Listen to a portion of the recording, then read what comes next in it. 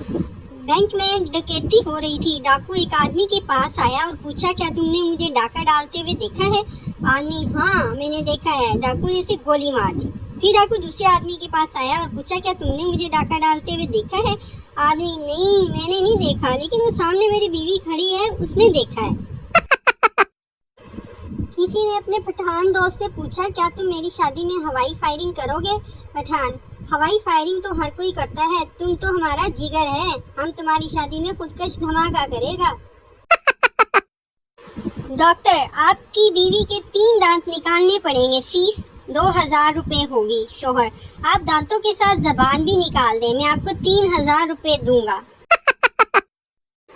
बेटा माँ से, माँ हम किस चीज़ से बने हैं? माँ, बेटा हम मिट्टी से बने हैं। बेटा, माँ मुझे मारा मत कीजिए वरना एक दिन मैं टूट जाऊंगा।